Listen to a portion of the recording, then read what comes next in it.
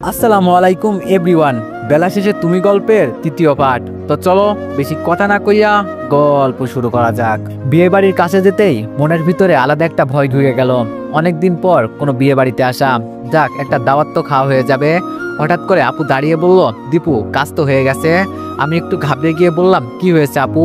আপু বলল, দেখ যে বিয়ে বাড়িতে ভিতরে যাচ্ছে সবার কাছে গিফটের প্যাকেট আছে, শুধু আমরা খালি হাতে আসছি। আম্মু আমার দিকে তাকিয়ে বলল, আমার তো সেটা মনেই ছিল না। আমি বললাম, আচ্ছা আপু আমি দেখছি কি করা যায়, আমাকে আগে বলতি আমি একটা ব্যবস্থা করতাম। আচ্ছা দেখছি, অপেক্ষা কর। দুলাভাই বলল, এত জলদি তুমি কি করবে? থাক আমরা টাকা দিয়ে দিব, তাইলেই তো হবে।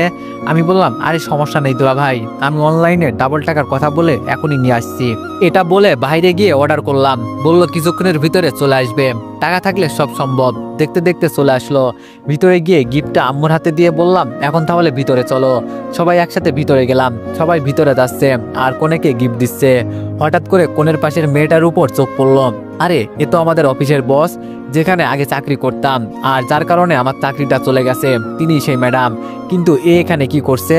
আবার বসের চোখ আমার চোখ পড়তেই উনি আমার দিকে এমন করে তাকিয়ে আছে, মনে হচ্ছে আমি কোনো এলিয়েন। এখন তো আমার সত্যি সত্যি ভয় লাগছে। আমাদের অফিসের নতুন বস এখানে কি করে? নাকি এটা ওনার বান্ধবীর বিয়ে? আমার উপর থেকে চোখ সরিয়ে কোণের কানের কাছে কি জানি বলে বস আমার দিকে আসতে লাগলো। আরে আমি ওনাকে বস ডাকছি কেন? এখন তো আমি আর ওনার অফিসে চাকরি করি না। না, এখানে দাঁড়িয়ে থাকলে ও আমার কাছে চলে আসবে। সবার সামনে অপমানিত হয়ে লাভ নেই। আমি বললাম, আম্মু তোমরা গিফট নিয়ে আঙ্কেলের সাথে কথা বলো কেমন, আমি এখানেই আসি, বিয়ে বাড়িটা একটু ঘুরে ঘুরে দেখি। আপু আমার হাত ধরে বলল, কোথাও যেতে হবে না, এখানে দাঁড়িয়ে থাকা আমাদের সাথে। আমি বললাম, দূর আমার ভালো লাগছে না, ছাড় তো। আপুর হাত ছাড়িয়ে সরে গেলাম, একটু আড়াল হয়ে দাঁড়িয়ে, যাতে বস আমাকে দেখতে না পাই। হঠাৎ পিছনে হাত দিয়ে কে জানি বলল, তা মিস্টার দীপু আপনি এখানে কি করেন? মনে মনে বললাম, ইস ধরা তাইলে খেয়েই ফেললাম। পিছন ফিরে তো আমি পুরোই বেক্কেল হয়ে গেছি। ম্যাডামের শরীর থেকে আলাদা একটা ঘ্রাণ আসছে আর কোণের সাথে ম্যাচিং করে লাল শাড়ি পরছে। আমি সাধারণত মেয়েদের প্রশংসা করি না, কিন্তু এই মেয়ের প্রশংসা না করে আর পারলাম না। কেমন জানি আমার চোখে একটা নেশা নেশা লেগে গেল একে দেখে। আমার শরীরে জোরে একটা চিমটি দিয়ে বলল, এই ফালতু ছেলে কোথায় হারিয়ে গেলে? এবার ম্যামের কথাই আমার হুঁশ আসলো। তাড়াতাড়ি বললাম, ভালো আছেন ম্যাম আপনি? ম্যাম বলল, আমি ভালো নাকি মন্দ সেটা জেনে তুই কি করবি? আগে বল তুই এখানে কি করিস, নাকি আমার পিছু নিতে নিতে এখানে চলে আসলি? আমি বললাম, দেখেন ম্যাম সেই দিনের জন্য আমি সত্যি অনেক অনেক সরি, বইয়ের সাথে রাগারাগি করে এইসব হয়েছে। ম্যাম বলল, সেটা জেনে আমি কি করব? তুই আমার পিছু নিয়ে এখানে আসলি কেন সেটা আগে বল। আমি বললাম, আমি আপনার পিছু নিয়েছি মানে? এর মাঝে আমার আম্মু আর অচেনা একজন মুরব্বী আসলো। আম্মু আমাকে দেখিয়ে বলল, এ হলো আমার ছেলে, আর দীপু ইনি হলো তো রহিম চাচা। আমি রহিম চাচাকে সালাম দিয়ে বললাম, ভালো আছেন চাচা? রহিম চাচা বলল, বাবা এই তো সেই কবে যে তোমায় দেখছি মনে নেই, অনেক বড় হয়ে গেছো দেখি তুমি। ম্যামকে দেখিয়ে বলল, আর এ হলো আমার ছোট মেয়ে, যাকে এতক্ষণ আমি বস বস বলছিলাম সে নাকি রহিম চাচার মেয়ে। তাহলে কি আমি এতদিন ওনার অফিসে চাকরি করছি আর আমি নিজেই জানি না? রহিম চাচা ওনার ছোট মেয়ের দিকে তাকিয়ে বলল, তা মাইশা মা তুই দীপুকে চিনিস নাকি? মাইশা আমার দিকে তাকিয়ে বলল, বাবা চিনি তো, ও আমাদের অফিসে আসছিল ইন্টারভিউ দেওয়ার জন্য। আঙ্কেল অবাক হয়ে বলল, আমাদের অফিসে চাকরির জন্য আসছিল, আর তুই কি চাকরি দিস নাই? আমি কথার মাঝে বলে উঠলাম, সমস্যা নেই আঙ্কেল, এখন এইসব কথা বাদ দেন, আমি এখন অন্য এক অফিসে চাকরি নিয়েছি। আসলে আমার যে চাকরি গেছে সেটা আমি বললাম না, ওই বলছি না যদি নিজের যোগ্যতায় কিছু করতে পারি তাহলে চাকরি নিব। আর যেই কোম্পানি থেকে আমাকে একবার বের করে দিয়েছে সেই কোম্পানিতে আমি আর কোনোদিন চাকরি নিব না। আম্মু বলল, আচ্ছা তোরা তাহলে কথা বল, আর যেখানে সেখানে যাবি না একদম।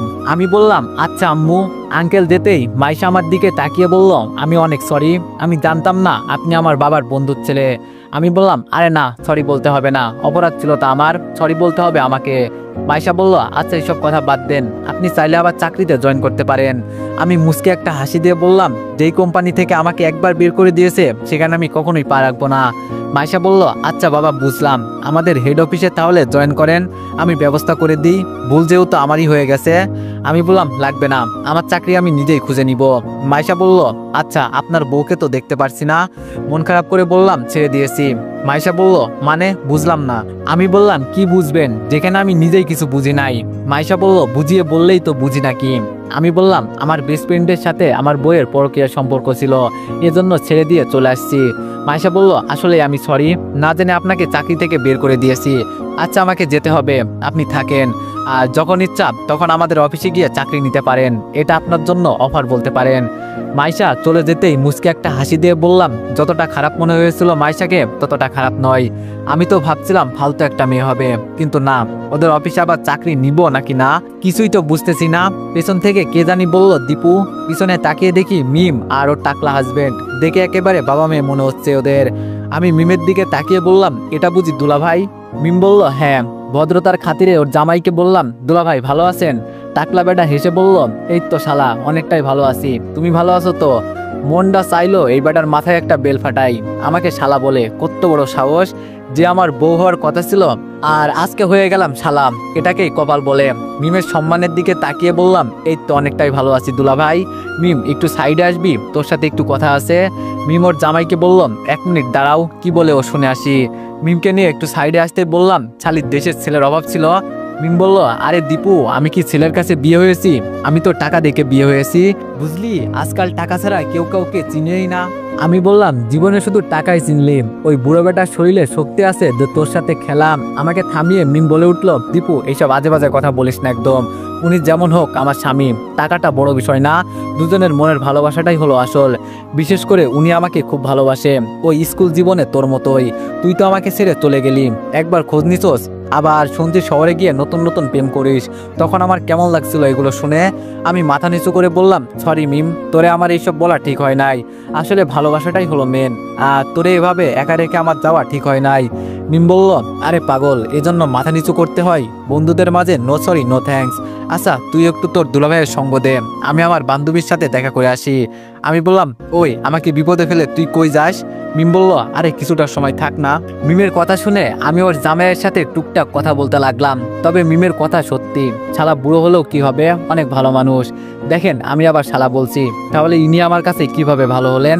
হঠাৎ করে মিমের জামাই বলে উঠল, শালা বাবু চলো একটু লাল পানি খেয়ে আসি। আমি বললাম, এই লাল পানিটা আবার কি দুলাভাই? দুলাভাই বলল, আরে খেলেই বুঝবে, চলো তো। মিমের জামাইয়ের কথা মতো আমি ওনার পেছন পেছন যাচ্ছি। আচ্ছা এই লাল পানিটা আবার কি? কিছুই তো বুঝলাম না।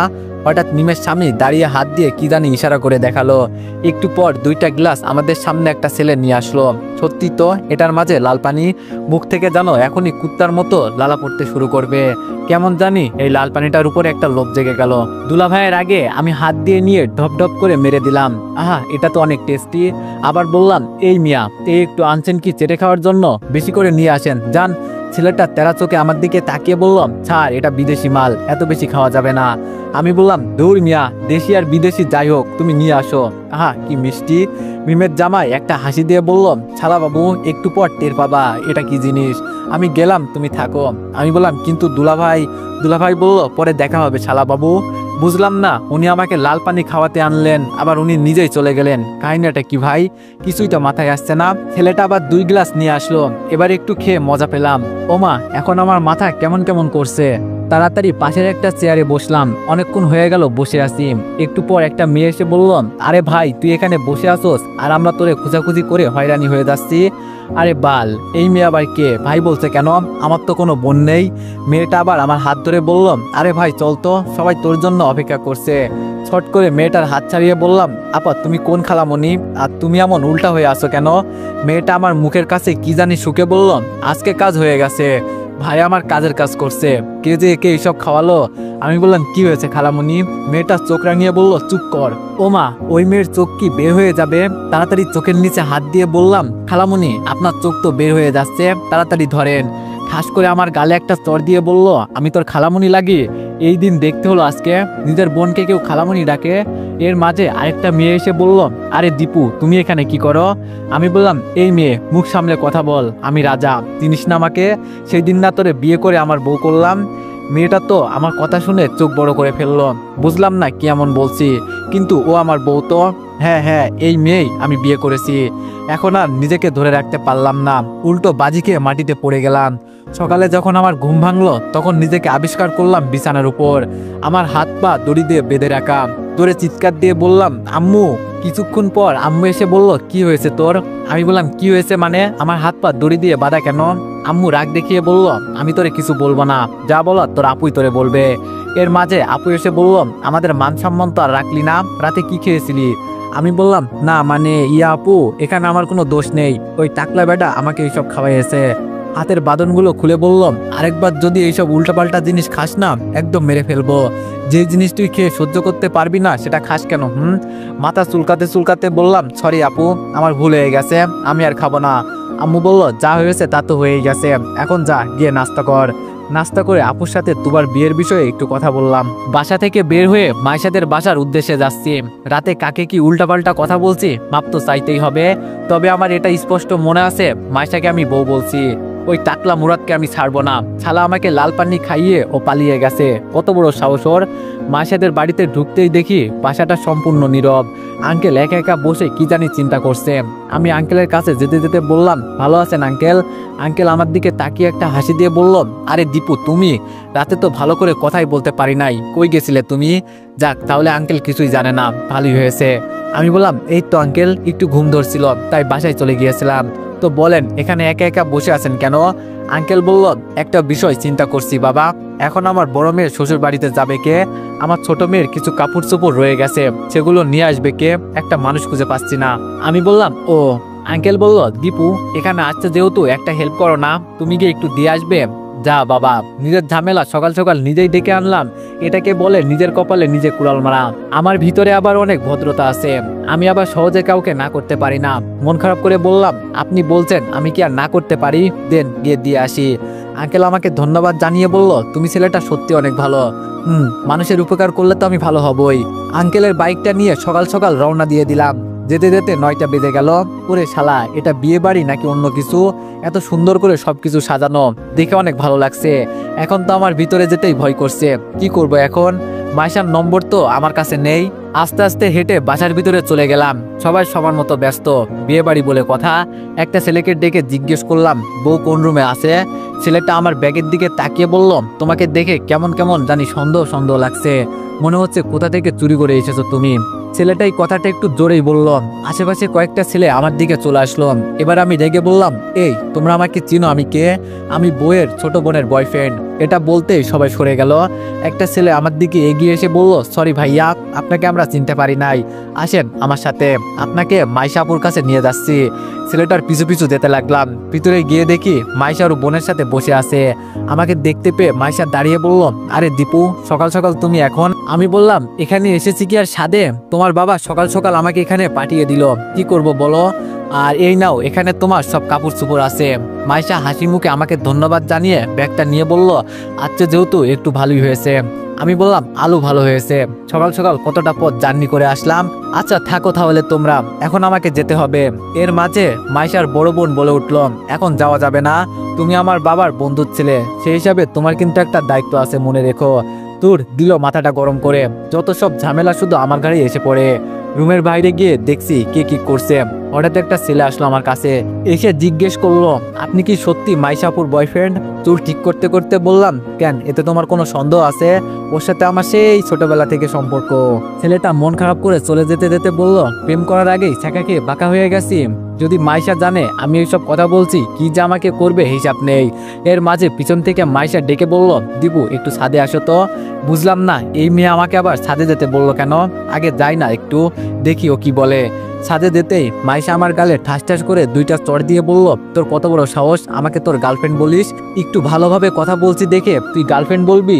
রাতে বউ বললি কারণ তখন তুই মাতাল ছিলি, তাই কিছু বললাম না, কিন্তু এখন যে ছেলেটা আমাকে প্রপোজ করবে বলছে, আর ওকে আমার অনেকটাই পছন্দ হয়েছে, আর তুই এসে একটা কথা কি জানিস, কাউকে মাথায় নিয়ে নাচতে নেই। তুই এখন এই মুহূর্তে এখান থেকে চলে যাবি, আর কখনো যদি এখানে আসিস না।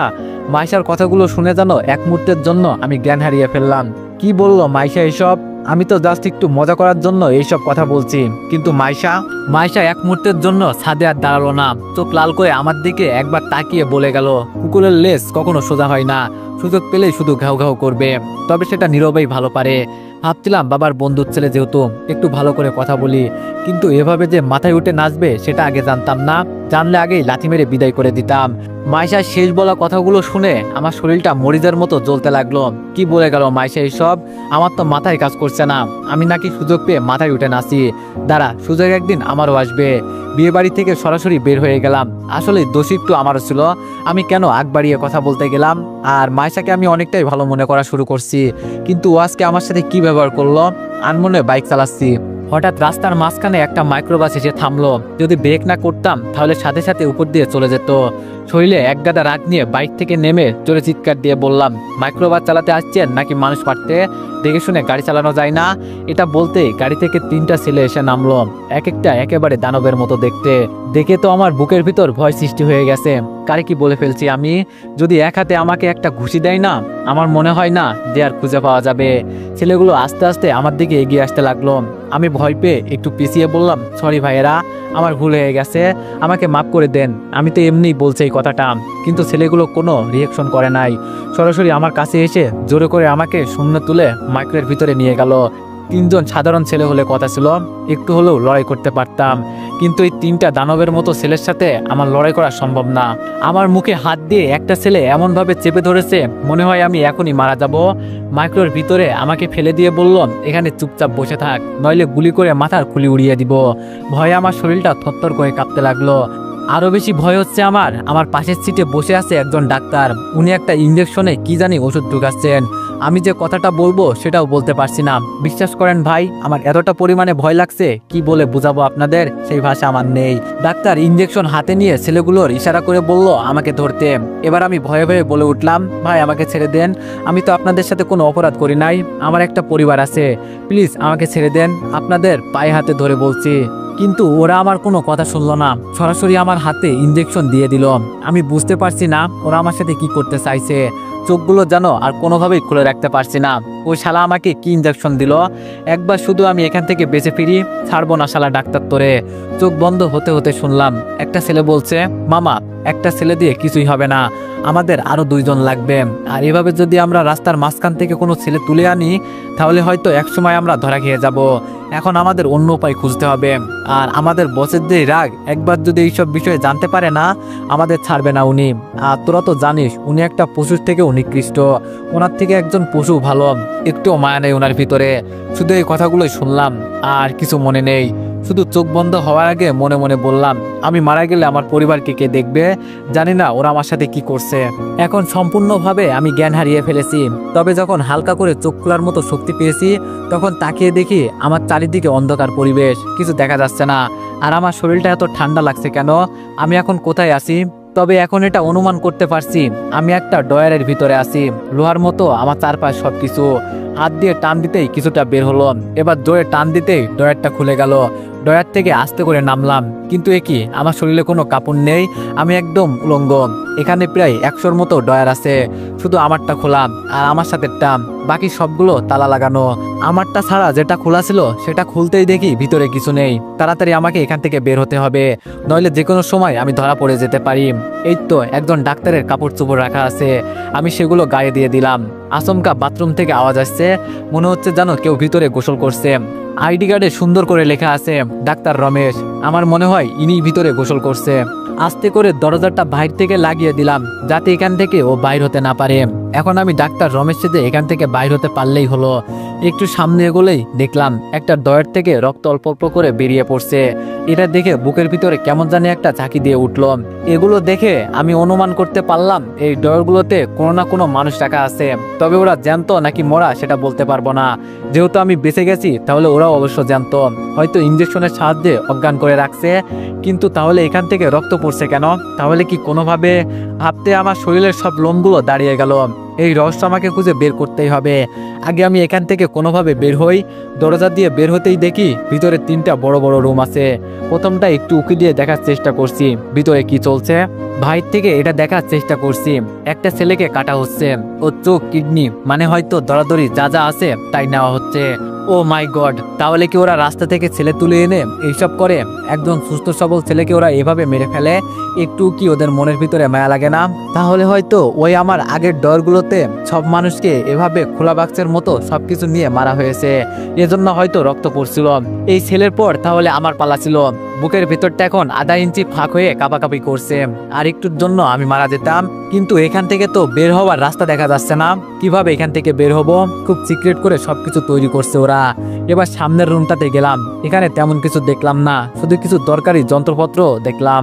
এবার এর সামনের রুমটাতে গেলাম, ওখানে একজন বয়স্ক মুরব্বী আর একজন মেয়ে বসে বসে কি জানি কথা বলছে। আমি বোঝার চেষ্টা করছি ওরা কারা, যদি দেখে চিনতে পারি।